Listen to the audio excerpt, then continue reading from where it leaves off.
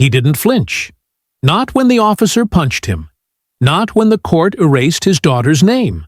Malik Voss, a former Navy SEAL with over 20 combat missions, stood in silence and turned a courtroom into a battlefield without firing a shot. What happens when the most dangerous man in the room doesn't move? Watch the story unfold. Like, share, and subscribe for more stories that challenge power and expose truth.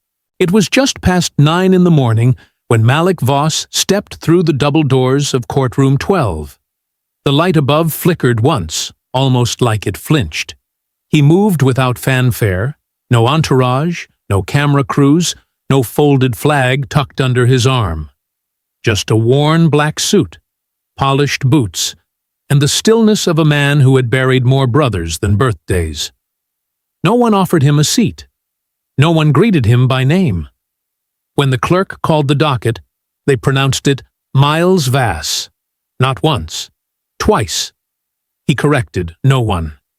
He simply raised one finger from his side, slow and deliberate, until the judge noticed him in the back row. The room was crowded. Press, attorneys, local officials, community members pretending to care. But Malik was ushered to the back, told quietly that this seat's fine. No one cared that he was the father of Layla Voss, the girl killed during what Officer Drew Kincaid called a routine stop. No one cared that Malik had spent 18 years serving the same country, now pretending not to see him. They mispronounced his name, dismissed his presence, and handed him a packet of legal jargon filled with typos and blurred photocopies. But Kincaid saw him. He had been sitting at the defense table, flipping through notes he never intended to read, when Malik entered. The smirk formed early, cocked half to the side like a badge he'd earned. He leaned back in his chair, tilted his chin toward his attorney, but projected his voice just enough. "Didn't he die out there in Afghanistan or wherever?" Kincaid muttered. "I thought they left him in the sand." No response from the lawyer. None needed. It wasn't a question. It was theater. A performance. And the crowd didn't clap. Yet. Malik didn't look at him. Not directly. His eyes swept the room once. The layout, the exits, the security cameras, old habits from years in recon. He didn't blink. He didn't show teeth. His hands, folded on his lap, stayed motionless even as his name was misspelled again on a procedural form passed down the row. He nodded once at the clerk. No anger, just notation. Another error logged in a ledger that would not be forgotten. But then it happened. Before the opening statement. Before the oath. Before anyone could explain the rules of conduct or decorum, Officer Drew Kincaid rose from his chair, strode past the gate divider, and punched Malik Voss in the face. It wasn't subtle. It wasn't an elbow brush or a shoulder check disguised as an accident. It was a closed fist, sharp and deliberate, cracking across Malik's jaw in front of a silent courtroom. Gasps echoed. A reporter dropped her phone. The judge's gavel froze mid-air. But Malik, he didn't move. No recoil, no reflex. His head turned with the force, slightly, as if allowing it space to land. Blood gathered at the edge of his lip, slow and bright. He reached up, not in defense, but to pull a white handkerchief from his inside pocket. He dabbed once, folded it again, returned it without looking at it, then lifted his gaze, finally, to Kincaid, and stared, not with rage, not with fear, with something worse, with recognition, the kind of look a man gives a storm he's already survived, the kind that turns bravado into doubt, the kind that reminds predators they aren't alone at the top of the food chain. Kincaid stepped back, smile tightening. He tried to laugh, muttered, "That's what I thought." But his voice lacked commitment, because something was wrong, something he didn't expect. The man he had just hit wasn't reacting, wasn't lashing out, wasn't even trying to play victim. He was waiting. The silence in the courtroom didn't break. It held, stretched taut like a sniper's breath before the shot. The officer's smirk began to wilt as eyes turned, not to him, but to the man still seated, still bleeding, still silent. Malik Voss hadn't risen, hadn't lifted a finger. But the room had shifted. The bailiff took a slow step forward. The judge finally tapped the gavel, half-heartedly, and ordered the room to settle. Kincaid was pulled back to his table with minimal reprimand, his lawyer whispering that it was a mistake. Let it go. But no one looked at Malik the same after that, because he didn't retaliate, because he didn't defend himself, because he didn't even blink. This wasn't weakness. This wasn't submission. This was something older, colder, forged in places where people bled in silence and buried pain in sandbags. Kincaid didn't know it yet, but he had just handed Malik Voss the most powerful weapon in the room, the burden of witness. Now everyone had seen it. The officer's cruelty, the court's complicity, the blood on a father's jaw that never should have been spilled, and Malik Voss, the most dangerous man in the building, hadn't lifted a hand, because he hadn't come to fight. He came to finish something, and deep inside that courtroom, even the system felt it. Something ancient had been awakened, not a scream, not a riot, not even a war cry. Just a man too trained to flinch, and too broken to pretend this was anything less than a new kind of battlefield.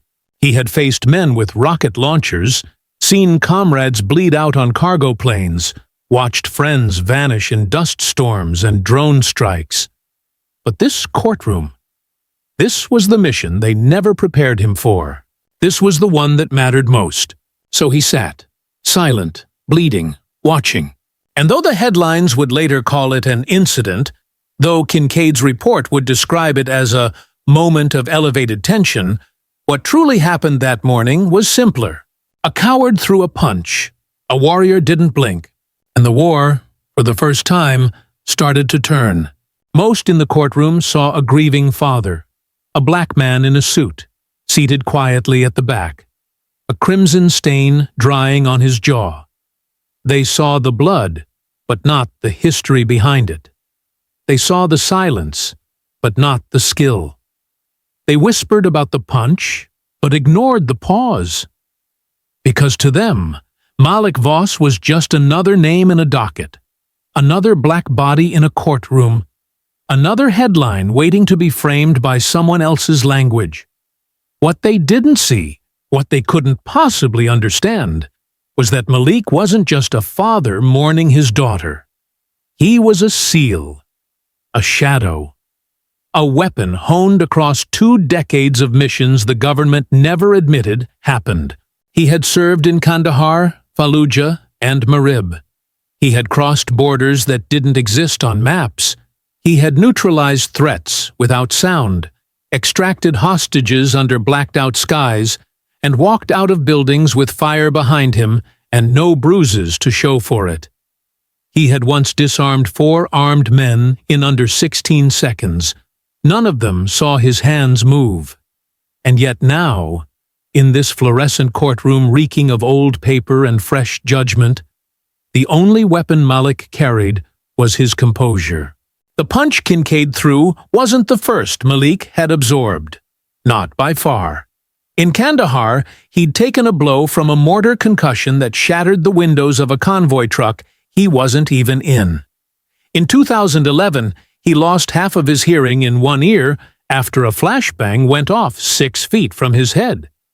He'd been shot at, knifed, sucker-punched in marketplaces, thrown through plywood doors, and chased through minefields. But the pain that lingered longest? The one wound that wouldn't clot? Her name was Layla.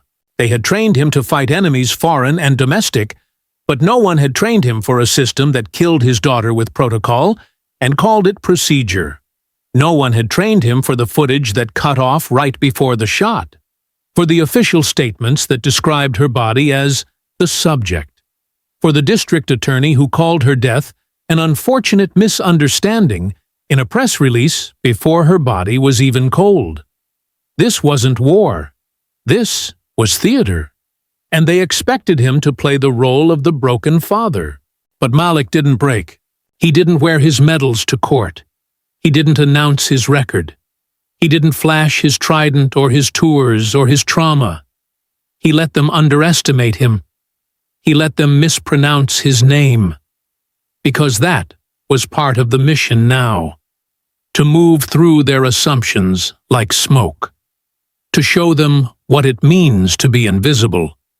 Until you choose not to be. The judge didn't know. The prosecutor didn't know. The bailiff who tried to reposition him in his seat had no idea. Even Officer Drew Kincaid, smug behind his privilege and procedural armor, didn't realize he had just punched a man who had neutralized insurgents in caves smaller than this courtroom, who had walked into ambushes with calm breath and clean sightlines. Because this war Malik was in now, it wasn't fought with rifles or flashbangs. It was fought in language, in paperwork, in the optics of restraint. He had learned this back home after every funeral he attended in dress blues, when reporters never asked the names of the fallen if their skin was dark. He had learned it after Layla died, and the system closed its eyes, then opened them again only to justify why she should have known better.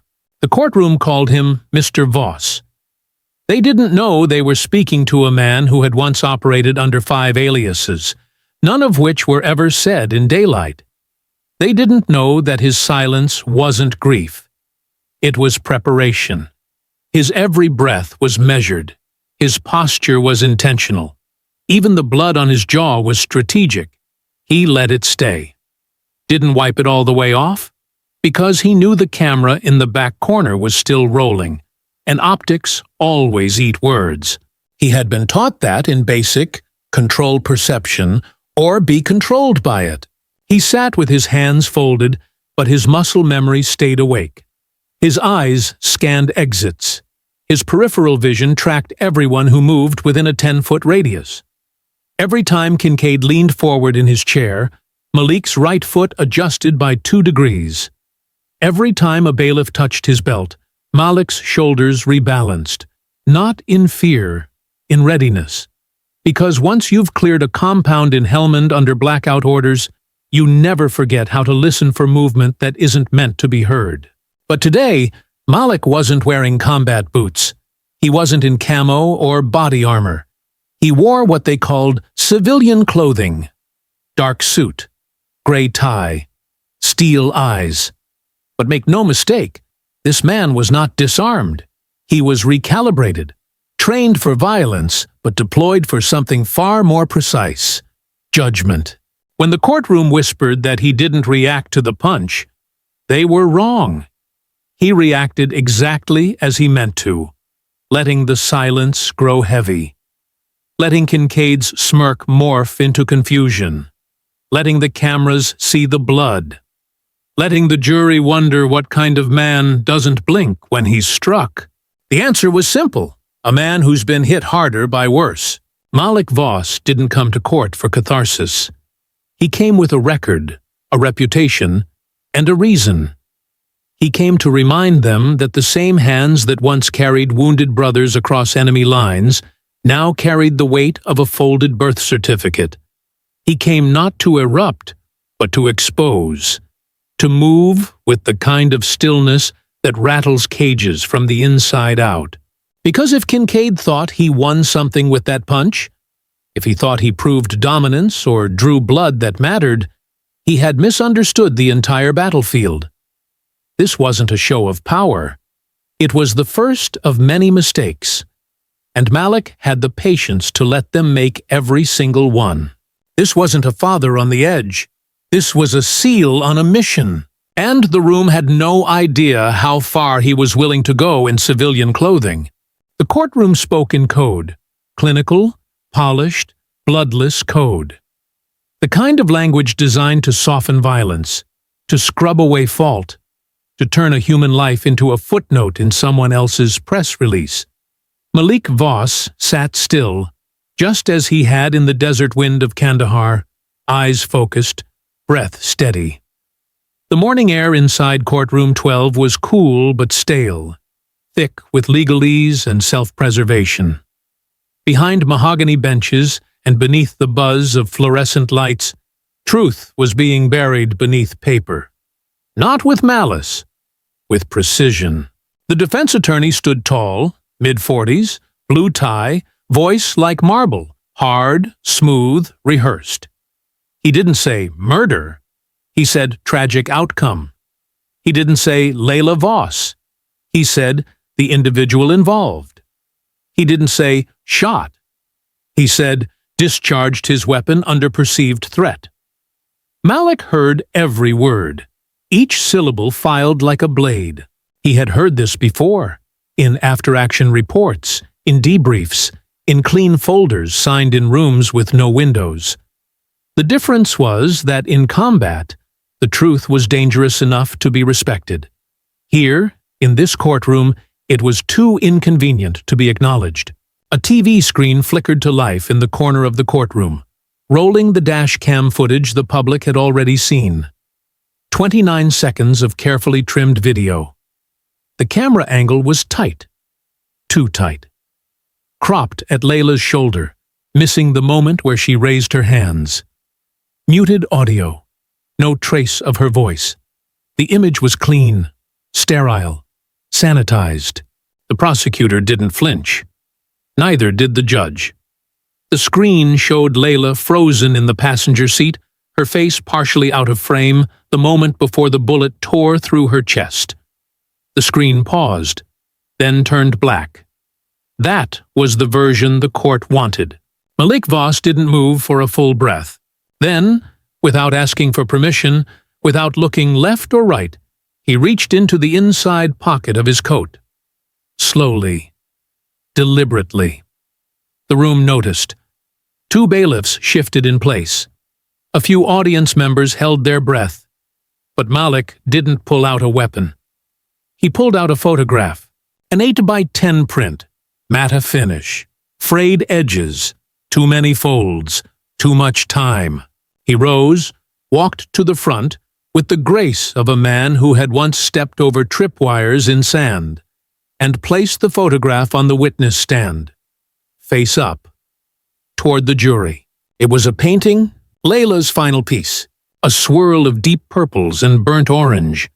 A black girl in a red hoodie, arms stretched skyward, head tilted back, not in surrender, but in defiance. Her eyes closed, her mouth parted as if catching wind. In the background, a gray blur of faceless officers faded into the paint, their forms barely visible behind her rising silhouette. At the bottom corner, her name in cursive. Layla, misspelled on every court document. But perfect here. Malik said nothing. He didn't need to. He returned to his seat as if laying down a flag. No one spoke for 8 full seconds. Then the defense attorney cleared his throat, clearly rattled. "Mr. Voss, I understand your sentiment, but..." Malik didn't look at him, because this wasn't sentiment. It was evidence. The only piece of unedited truth in the whole room. There were no redactions here, no legal qualifiers, no cropped frames, just color, texture, humanity. He had carried that painting through every meeting, every funeral, every interview he declined to attend. It had been folded into a footlocker at the base of his bed, the edges worn from his thumbs, the surface slightly warped from water damage, but he brought it here not for sympathy, but because the system had forgotten that his daughter wasn't a frame in a video. She was a person with paint on her hands, with breath in her chest, with dreams on sketch pads, and music cued in her headphones, and a future she was building without permission. She wasn't the subject. She was Layla Voss. And Malik was done letting anyone forget it.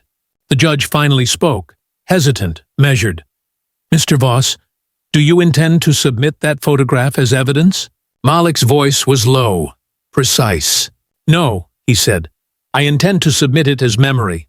He could have said more. He could have launched into the speech so many grieving parents prepare. The one about her grades, her laugh, her favorite song, the college acceptance letter that arrived 2 days too late. But Malik wasn't here for narrative comfort. He wasn't here to make the court feel something. He was here to make it see what it tried to forget. In his SEAL days, they taught him how to clear a room in under 10 seconds. Now he was clearing illusions, with nothing more than silence and a photograph. Back at the defense table, Kincaid shifted uncomfortably. His smirk from earlier had faded. His eyes flicked toward the painting but didn't stay. It was too loud for him, even without sound. It was a mirror, and Kincaid wasn't ready to see himself in it. The courtroom no longer looked at Malik as a grieving man. Not just that. He was something heavier now. Not a threat, not a symbol. A presence, a reckoning. The legal team tried to pivot. The footage replayed. The cropped frame returned. But something had changed. The courtroom had seen Layla now, not the edited version, but the whole one. The girl who painted resistance in oils and acrylics, who knew that some storms couldn't be shouted through but had to be stood through. They had scrubbed her name from police reports, misspelled it on evidence forms, but here it was, spelled correctly, clearly, and in her own hand. In art, the one language they couldn't redact. The defense continued, fumbling. Officer Kincaid acted under the assumption of immediate danger. The escalation was, Malik turned his head slightly, just enough for the attorney to see his profile. That same profile Kincaid had punched 30 minutes earlier. The jaw that had not buckled. The eye that had not blinked. That silence returned. This time it didn't feel passive. It felt like judgment. Because what the defense didn't understand, and never would, is that paper can be stacked, redacted, edited, and filed away. But flesh remembers, and Malik's silence wasn't for show. It was the testimony. A father doesn't need to raise his voice when his presence is already the truth. And a painting, folded, weathered, and placed like an open wound, says what 1,000 transcripts cannot. So he let them talk, and he waited, just like before. Because war had taught him many things, but the most valuable lesson? That sometimes the loudest bomb in the room is the one they never hear coming. The photograph still sat on the witness stand like a quiet indictment. Layla's final painting, her name scrawled in her own hand, her colors bleeding through matte paper like a truth too raw to redact. No one moved it. No one dared touch it. The courtroom tried to return to its script, but the air had shifted. It was heavier now, almost metallic, as if it had absorbed something that couldn't be aired out. Presence. And in the eye of that silence sat Malik Voss, unmoving. He didn't speak. He hadn't spoken in over 20 minutes. Not since he placed the painting down. Not since he reminded the court, without a single word, that paper can be edited, but memory cannot. The defense tried to recover, tried to return the courtroom to the comfortable cadence of language designed for distance. Perceived threat, failure to comply, procedural misstep. But each phrase now sounded thin, hollow echoes bouncing off walls that had just witnessed something they couldn't unsee. Malik's silence became its own kind of cross-examination. It hovered, pressed, invaded. The prosecutor found himself clearing his throat twice before continuing. The court reporter kept glancing up from her keys, unsure if she was missing something she couldn't transcribe. Even the judge, robed in authority and ritual, shifted in her seat and asked for clarification on phrases that had passed without question in previous hearings. Because the room wasn't just hearing testimony anymore, it was watching itself. And Malik was the mirror. Every time he turned his head, slow, deliberate, someone felt it. Not like a threat. Worse, like exposure. A detective seated 2 rows behind the prosecution folded his arms tighter. An assistant from the DA's office tapped his pen 3 times in a row before catching himself. The lead bailiff, a woman in her 50s with a sharp ponytail and a sharper gaze, kept glancing at the courtroom clock, though the hands hadn't moved fast enough to help her escape what was building in that room. Because Malik wasn't protesting, he wasn't disrupting, he wasn't demanding anything at all. He was watching, and the system had never been trained for that. In war, Malik had learned the value of stillness, how to make a room reveal its secrets just by being in it. He had once stood in a cave in eastern Afghanistan for 3 full minutes, motionless as 2 armed men passed by, unaware he was 10 feet behind them. He had learned how to turn presence into pressure. And now he was applying that same precision to this courtroom, where law tried to pretend it was always blind. But not today. Today the system had eyes, and Malik was all of them. He watched as the officer who had signed the initial report, a man with salt at his temples and a citation pinned to his chest, testified that escalation occurred rapidly. Malik tilted his head just enough for their eyes to meet. The officer's voice faltered. He looked down at his notes. The word escalation was repeated, but it no longer landed like it used to. It fell limp, because now it had to pass through Malik's silence to exist. Another officer recited a report filled with cold language. The subject exited the vehicle in an unexpected manner. Malik's eyebrow twitched. Barely. But it was enough. The courtroom felt it. The officer started explaining further without being asked, unraveling his own narrative 1 sentence at a time. Every subject they mentioned, Malik translated to daughter. Every threat they cited, he replaced with teenager. Every miscommunication was an obituary written in passive voice. The weight of his gaze wasn't anger. It was precision, the kind that comes from years of identifying targets under pressure and knowing when to strike and when to wait. His hands stayed folded. His feet stayed flat. But his presence became a scalpel, slicing through bureaucracy with nothing but breath and stare. One juror, a middle-aged man in glasses, kept adjusting his collar. Another, a woman in her 20s, stopped taking notes altogether, her pen stilled in her lap. They weren't just processing evidence anymore. They were processing consequence. They weren't just listening to Malik. They were feeling what it meant to be seen by him. And then he stood. No words, no signal, no order. He just rose from his seat with a calmness so controlled it unsettled everyone within 10 feet. The shift was immediate. The judge straightened. The court stenographer missed a keystroke. The defense attorney leaned back as if distance could protect him from the weight rising in front of him. Malik stepped forward, not toward the bench, not toward Kincaid, but toward the painting. He reached out, picked it up with both hands, carefully, as if touching something alive, and walked it to the evidence table. He didn't ask to submit it. He didn't ask for validation. He just placed it there, among the documents, the transcripts, the exhibits. He looked at the judge, the attorneys, the jury, each in turn. And without speaking, he made them ask themselves a question. What do you do with truth that won't go back in the file?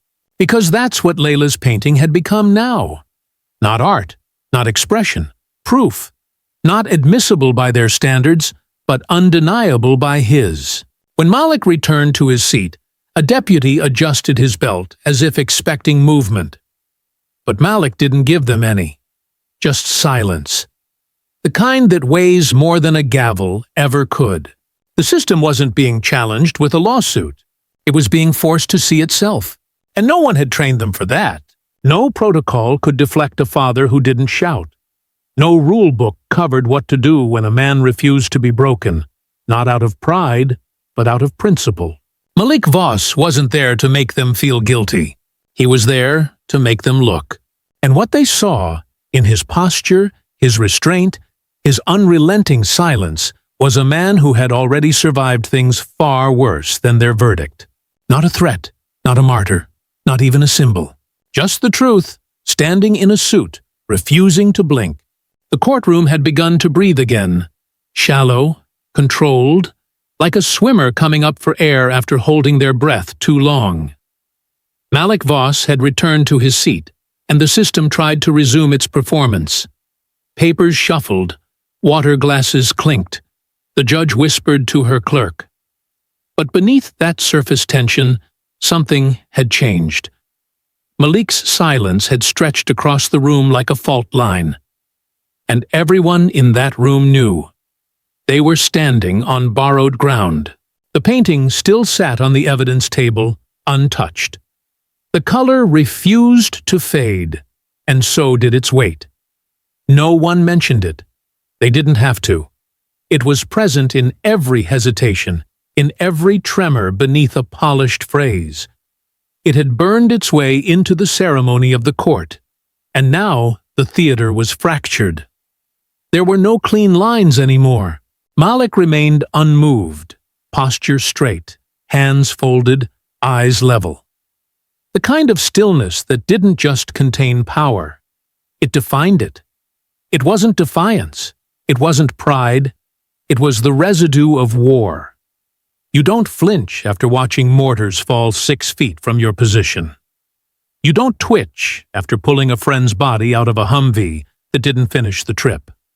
You don't startle easy when your entire nervous system has been rewired by years of conflict and control.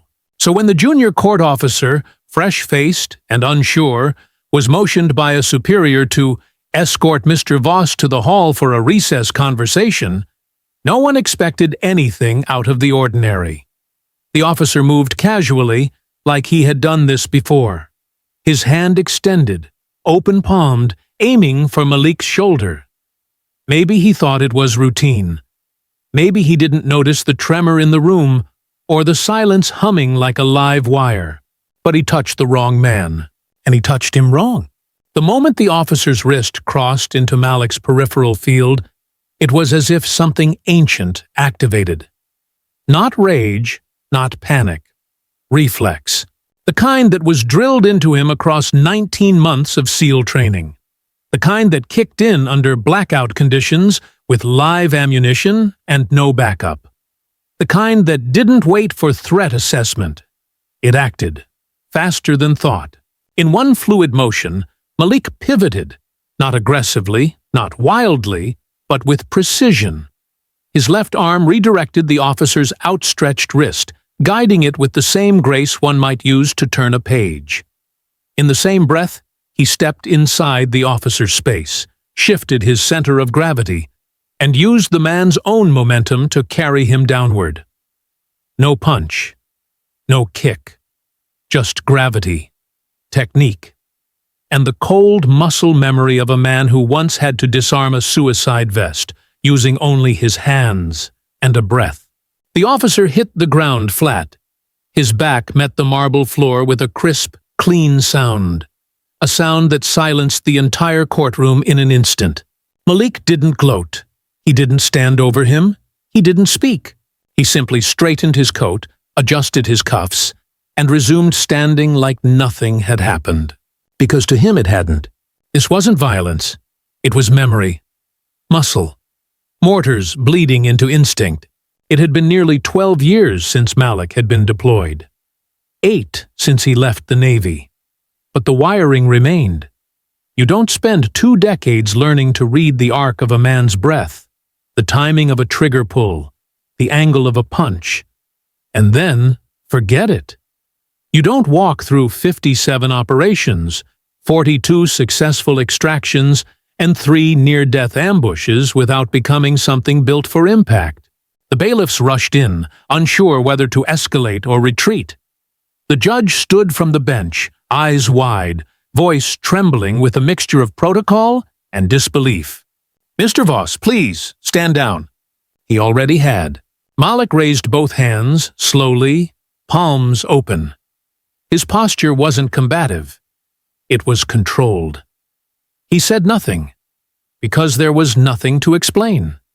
His movements had been clean, efficient, non-aggressive. But more than that, they were earned. He didn't look at the officer still groaning on the floor. He looked at the bench, then the gallery, and then the jury. And that's when they understood. They weren't watching a man lose control. They were watching a man who had more control than anyone in the room. And that terrified them, because violence in America is only palatable when it fits a narrative, when it confirms the fears we're conditioned to hold. But Malik's movement didn't come from fear or fury. It came from expertise, from a life spent navigating the edges of death and choosing not to let it define him. The officer was helped to his feet. No injuries, just a bruised ego and a lesson no training academy could have taught him. His eyes didn't meet Malik's. No one's did. Because now they weren't seeing a grieving father. They were seeing a man who had been underestimated for precisely too long. The judge called for a recess. Malik returned to his seat without being asked. His breathing never changed. His gaze remained level. The only thing different about him now was that they all knew what he was capable of. Kincaid, seated at the defense table, had gone pale. The smirk he had worn earlier was gone, vanished like smoke under pressure. His fingers tapped nervously on the wood grain of the desk. His eyes darted to the door, then to Malik, then to the door again. Malik noticed. He didn't react. Because now the courtroom was relearning the definition of threat, and it had nothing to do with skin or posture or volume. It had to do with discipline sharpened into instinct, with grief trained into stillness, with a father who had once trained to take lives, now choosing every second not to. And the system, so used to dominating, categorizing, silencing, had just learned that you can't intimidate a man who's already stood face to face with death and come home carrying someone else's blood. No handcuffs were used. No reprimands were issued. The judge ruled it an unfortunate misunderstanding. The officer did not press charges, but the truth had already detonated in the minds of everyone watching. Malik Voss didn't need to raise his voice. His reflex had said everything. The silence that followed Malik Voss's reflexive takedown wasn't the kind you hear. It was the kind you feel. A pressure in the lungs, a tension in the floorboards. It wasn't just the officer who had been dropped.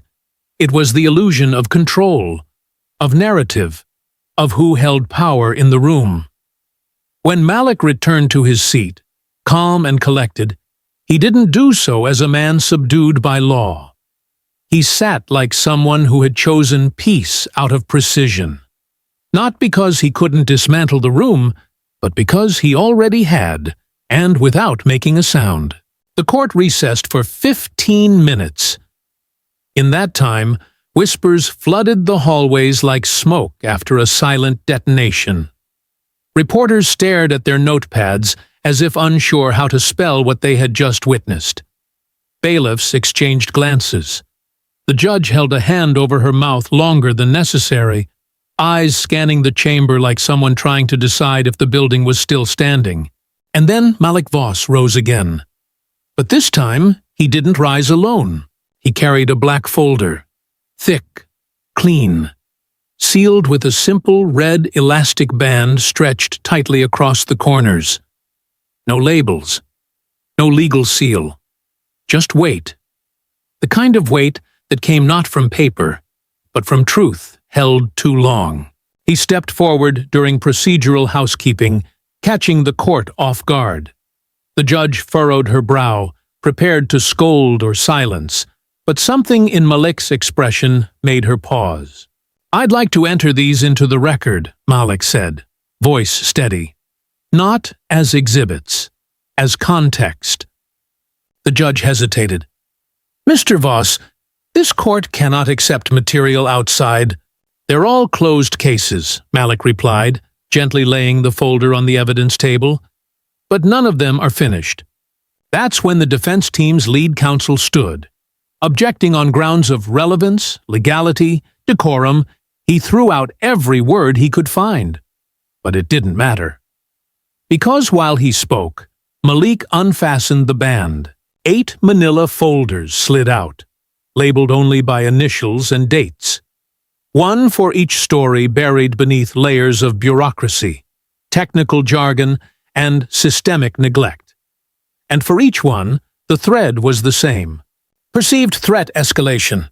The phrase echoed like a funeral bell in the judge's mind.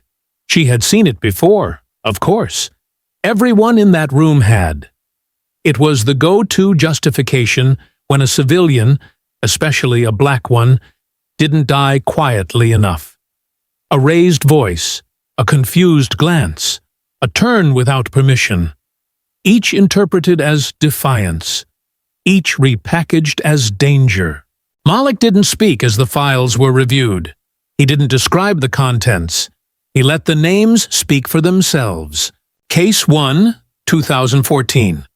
A 14-year-old boy shot in his driveway after reaching for a basketball. Officer cleared. Case 2, 2017. A 22-year-old woman tased in front of her infant after she asked to see a search warrant. Officer reprimanded.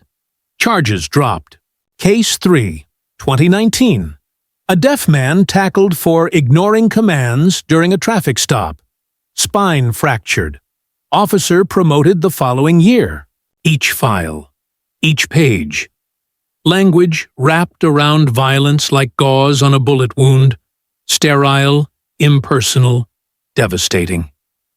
Malik stood beside them like a quiet storm, not seeking applause or outrage, only acknowledgement. Then came the final file. Not just a report, not a victim, a blueprint. "This one's not about a death," Malik said. "It's about the ones still coming."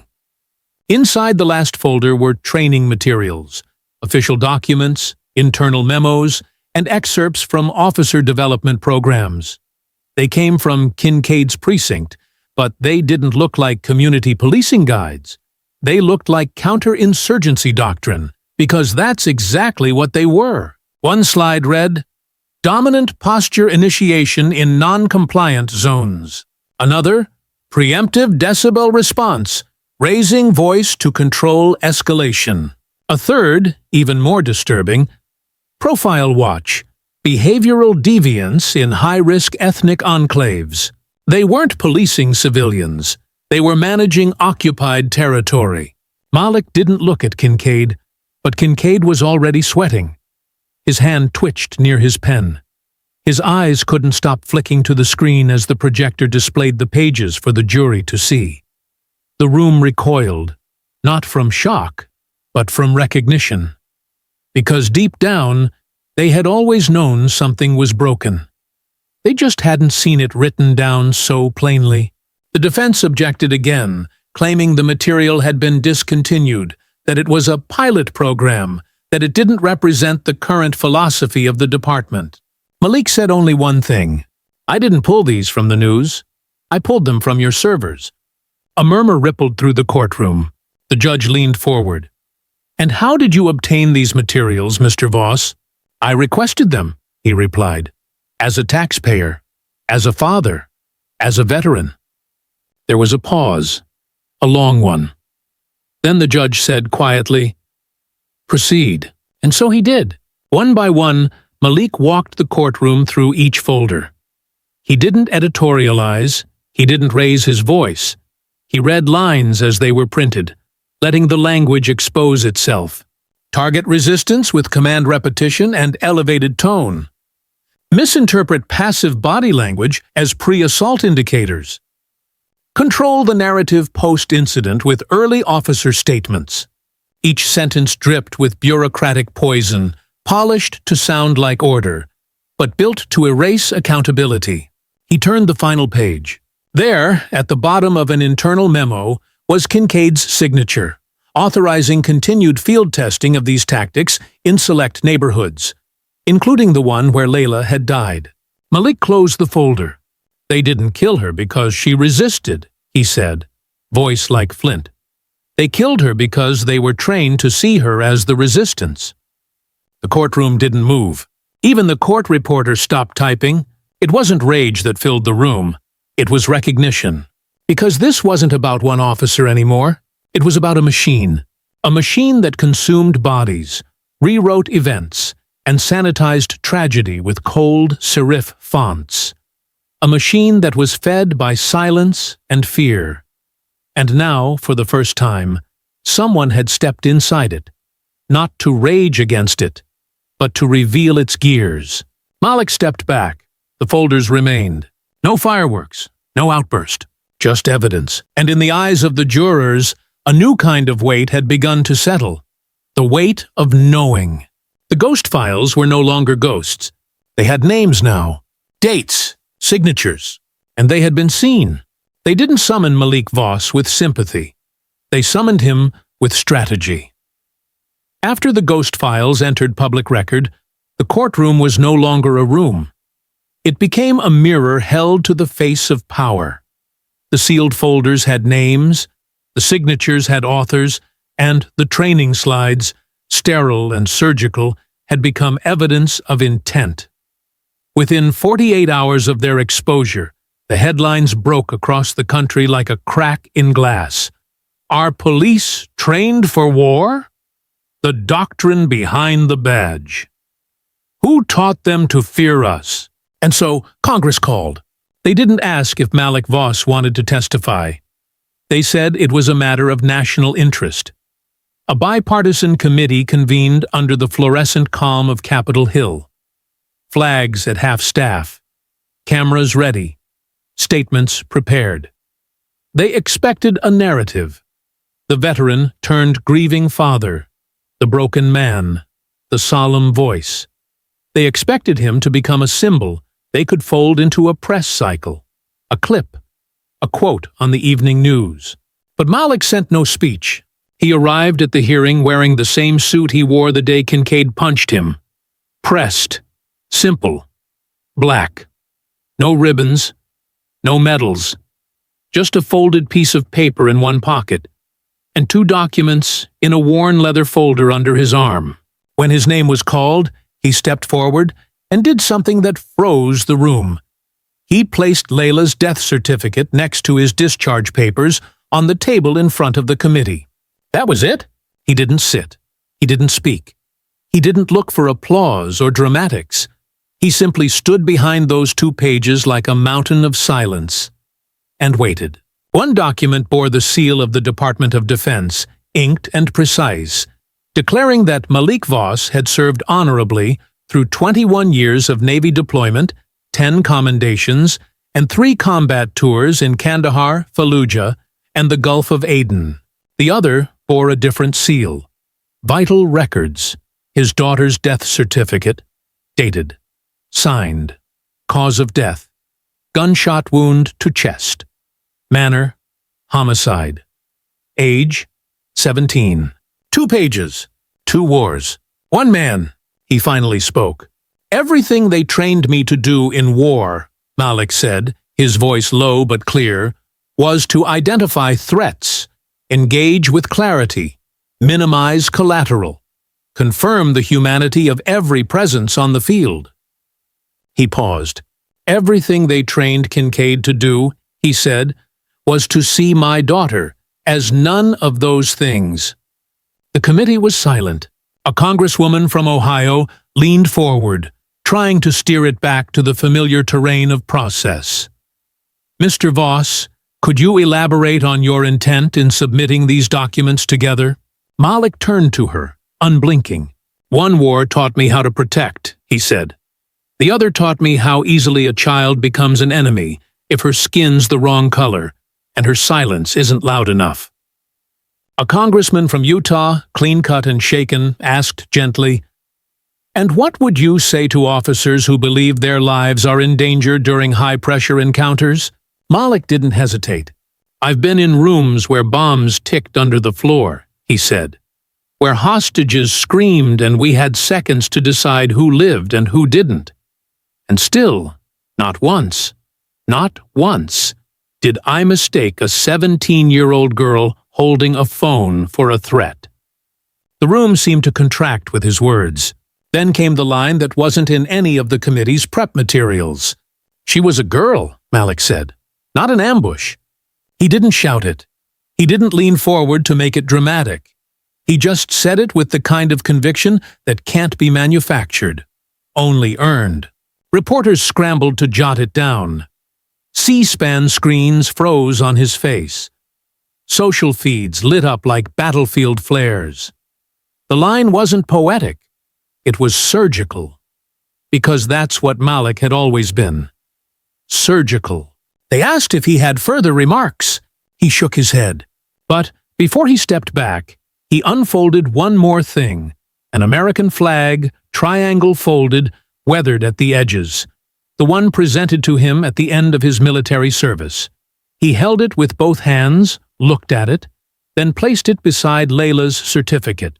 "No one ever asked me if this country kept its promise," he said. "But that's my answer." Then he left the room, just like that. No handshakes, no grandstanding. Just truth, left on the table for others to wrestle with. The image went viral within the hour. Malik standing over the table, flag on the left, death certificate on the right, discharge papers between them, like a bridge too scarred to cross again. But Malik hadn't come to testify. He came to remind. The reminder lingered longer than the headlines. Political analysts tried to frame it. Pundits argued over it. But none could escape the symbolism burned into the center of the moment. One flag folded in honor. The other, a life folded into a statistic. Over the next week, more documents leaked. More training programs. More escalation scenarios. More memos using words like command presence and non-compliance escalation loop. Each one made Malik's silence louder. Each one proved what he had never needed to say aloud. That Layla didn't die because of a mistake. She died because the system was designed to make her disappear. Congress drafted new legislation. Malik wasn't consulted. He didn't need to be. They named it the Voss Doctrine. But Malik never called it justice. He never called it closure. He just called it the folded lie finally being unfolded in public. Because for all the wars he had survived, for all the missions that almost took him, nothing had ever wounded him like watching the country he served train men to fear the thing he loved most. A girl. Not an ambush, a child. Not a threat and a truth too sharp to fold away ever again. The day they signed the Malik Voss Reform Act, the sun came up quietly, as if aware the moment didn't need fanfare. There were no parades, no fireworks, just a stage set on the Capitol lawn, a row of flags caught in soft wind, and a lectern flanked by politicians in navy suits and borrowed gravity. Cameras zoomed. Anchors rehearsed their somber tones. But the man whose name had become synonymous with the bill, the man whose silence had shaken institutions, wasn't there. Malik Voss had declined the invitation. No RSVP, no statement, no surprise. Because he hadn't asked for applause. He had asked for accountability. And the applause, to him, was always the part that came too late. Instead, seated on the edge of the podium, just below the national seal and the scripted banners that read, "Justice through Reform," sat a small pair of shoes. Worn, white, frayed at the laces, size 5.5. Layla's childhood sneakers. The ones she wore during her first piano recital when her feet couldn't yet touch the ground. The ones Malik had refused to throw away, even after she'd outgrown them. When the organizers asked if he wanted to send anything in his place, he mailed them quietly with a note that read, in its entirety, "Let her stand there instead." And she did. While the president gave a speech about bipartisan progress, about courage and sacrifice and systems realigned, the shoes remained untouched, unmoved, their silence louder than the applause that followed every legislative clause. The Malik Voss Reform Act was sweeping in scope, mandating federal oversight of local policing in all jurisdictions with repeated misconduct claims. It required military-grade psychological evaluations for officers before field deployment, not once, but every 2 years. It demanded civilian-led external review boards with veto power over internal affairs outcomes. No more investigating their own. No more reassigning a problem across precinct lines. No more renaming deaths as misunderstandings. The act even included a clause that banned training programs sourced from military counterinsurgency models, a direct response to the materials Malik had placed on the courtroom table. The clause was called Article 9, the Voss Clause. Politicians called the legislation a breakthrough. Analysts called it a reckoning. But those who understood, really understood, called it a beginning. Back in his home, far from the podium and the clicking shutters, Malik Voss didn't turn on the television. He sat on his porch, hands folded, Layla's sketchbook resting on his lap. He had memorized every page. Doodles turned defiance, rainbows turned resistance. He didn't need a live broadcast to know what was being said. He'd heard it all before, in different languages, in different uniforms. The language of systems trying to heal their reflection without touching the wound. And this time, the wound had a name. Not the subject, not the civilian, not the decedent. Layla, 17, artist, daughter. Not the girl they described in court files. Not the ghost in Kincaid's defense. The reason the law had changed. At the signing, a senator placed her hand gently on the shoes, as if to bless them. She spoke about youth, about legacy, about the price of reform. But even she could feel it, that the real weight of the day wasn't in the signatures or the ink. It was in what was missing. Malik's absence loomed larger than the podium. And maybe that was the point. He didn't need to stand in the spotlight when his silence had already shifted the stage. He didn't need to shake hands when his daughter's memory had already rewritten policy. He had never asked for anyone to remember his name. He had only ever asked that they remember hers, and never again as a statistic. Later that evening, as the sun dipped behind the Capitol dome and the crowd cleared out, a junior staffer lingered by the shoes. He was young, barely 25, the same age Malik had been when he first deployed. He knelt beside them and noticed something the cameras hadn't caught. Tucked inside one of the shoes, folded twice, was a slip of paper. One sentence. She stood still, and the world finally moved. No signature, no symbol, just truth, because that was always Malik's way. No slogans, no marches, no chants. Just presence sharp enough to cut through the silence, and absence heavy enough to reshape the floor beneath it. The next day, editorial columns ran headlines like, "Justice has a name," and "The Legacy of Malik Voss." Talk shows debated the act's reach, whether it would last, whether it was too much or not enough. But in every segment, at least once, a photo appeared. Of those small white sneakers under a marble seal, like a marker left on a battlefield, no one could pretend was clean anymore. Malik didn't comment. He had said everything he needed to when he placed Layla's death certificate beside his discharge papers and told Congress she was a girl, not an ambush. He wasn't fighting for glory. He was fighting for truth to outlive the ceremony. And that truth had now become law. The law bore her name. But Malik knew that laws were only words until tested. He knew the real war wasn't on paper. It was in training rooms, hallways, report drafts, split-second choices, and unspoken bias. It was in the places that would never make headlines. So while the country cheered the passage of the act, he stayed ready. Because he knew that justice wasn't in the signing. It was in the watching. It was in the next officer's hesitation, in the next rookie's training module, in the next decision to draw or to listen.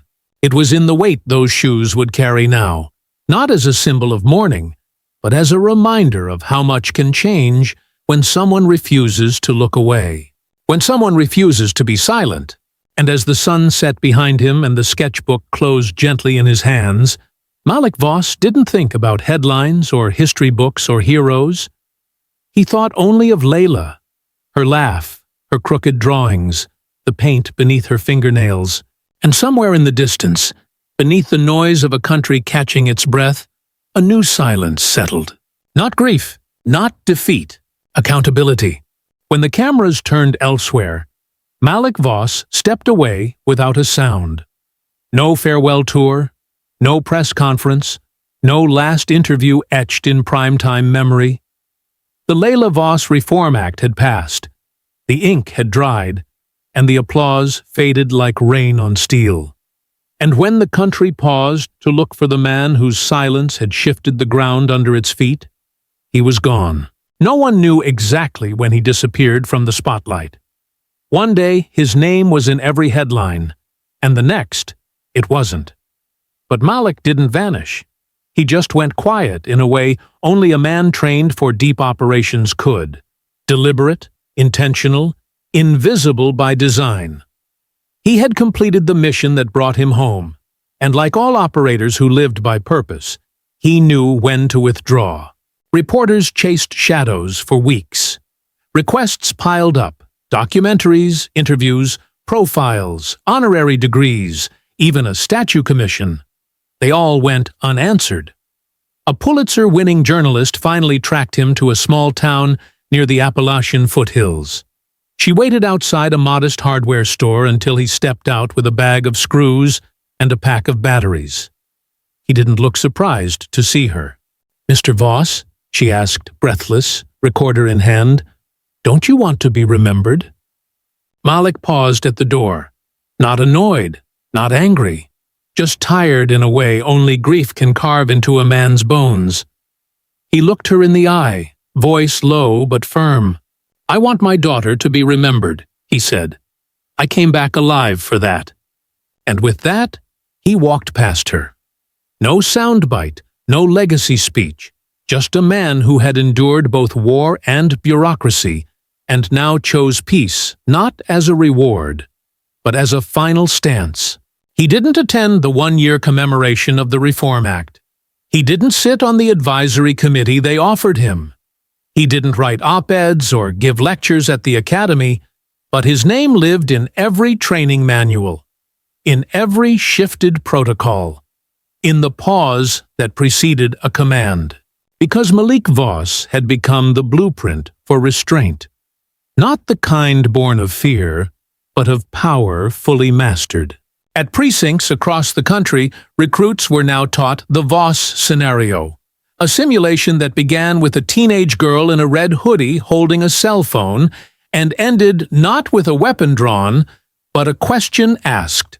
It wasn't a test of tactics. It was a test of perception. And somewhere, in a training room lined with one-way glass, an instructor would say quietly, "Remember, she's not the threat. She's the threshold." Malik never watched any of it. He didn't need to. Instead, he filled his days with small, ordinary tasks, repainting a shed, fixing broken fence posts, reading paperback novels with the spines cracked just enough. Some mornings he sat on the back porch for hours, Layla's old sketchbook resting on his lap, not reading it, just holding it, like a heartbeat, like a vow. He spoke little, even to neighbors. The postman noted that his mailbox never overflowed, that when Malik waved, it was always with 2 fingers from the porch rail. Steady, unwavering. But then, one autumn morning, when the leaves had started to fall like quiet confessions from the trees, Malik did something no one expected. He walked to the edge of a quiet lake, miles outside town, where no signals reached and no footprints stayed for long. He wore his boots, jeans, a jacket worn thin at the collar, the same one he'd had since Kandahar.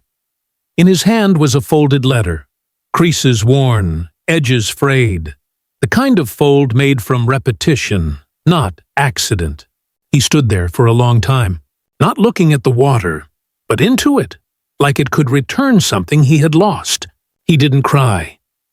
He had run out of tears long before Layla's name appeared on a coroner's report. What he held in that moment wasn't sadness. It was something harder, something heavier, closure that never arrives, but doesn't need to.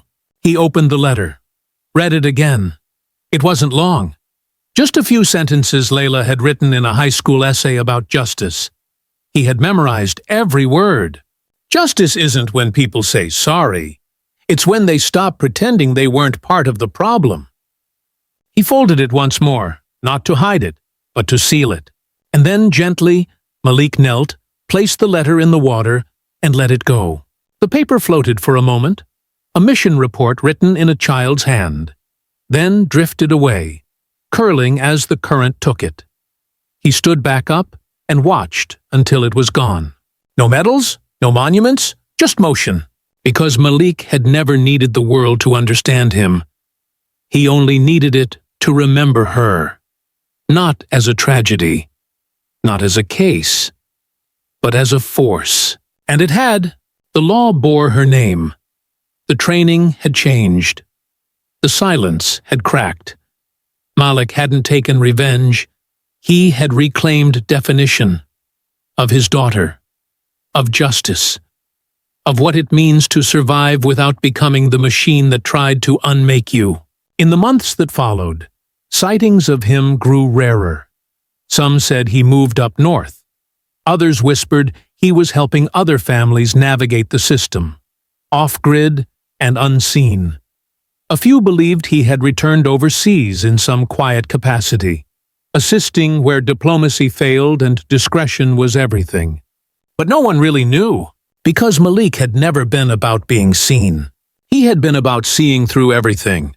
And now, in this last image, Malik Voss, standing at the edge of the lake, the folded letter disappearing into the current, the mission complete not with vengeance, but with unshakable truth. We understand. There are soldiers who fight wars. There are fathers who bury their children. But once in a generation, there is a man who does both, and returns not to speak, but to change everything by how he stood. That was Malik Voss's final operation. Not explosive, not televised, but finished. Malik Voss never raised his voice, yet he shook the foundations of a nation. His silence cut deeper than speeches, his restraint more powerful than resistance. Through 9 moments of poise, grief, and precision, Malik reminded America of something we've long tried to forget. Justice is not noise, it's consequence. From the courtroom to Congress, from a folded flag to a folded letter drifting across a lake, Malik's journey wasn't about vengeance. It was about truth. And truth, once seen, can't be unseen. His daughter, Layla, was 17, unarmed, unafraid. Her life was reduced to a line on a report until Malik refused to let her memory be buried in bureaucratic ink. He didn't demand a statue. He gave us a standard. He didn't chase headlines. He became the line in the sand. And now, the Layla Voss Reform Act lives on, a permanent scar on the system that once taught officers to see children as threats. But this isn't just a story about Malik. It's about us. About what we allow, what we ignore, and how long we stay quiet while names are erased, justice delayed, and grief rewritten. We cannot afford to forget. Not in 3 weeks. Not in 3 years. Not ever. Because somewhere, another name is being misspelled, another frame is being cropped, another truth is being silenced before it can speak. And if we don't stand in that silence and listen, truly listen, we become part of the machine. Malik taught us that you don't need to shout to change the world. Sometimes, you just need to stand and not move. So ask yourself, when the system watches you, what does it see? When the camera is off, What does your silence protect? We invite you to keep this conversation alive. If this story moved you, if it made you pause, share it. Let others feel what you felt. Like the video, subscribe to the channel, and turn on notifications so you don't miss the next voice that deserves to be heard. And most importantly, remember Layla, not as a headline, not as a hashtag, but as a girl who painted herself flying, and a father who made sure she never fell alone.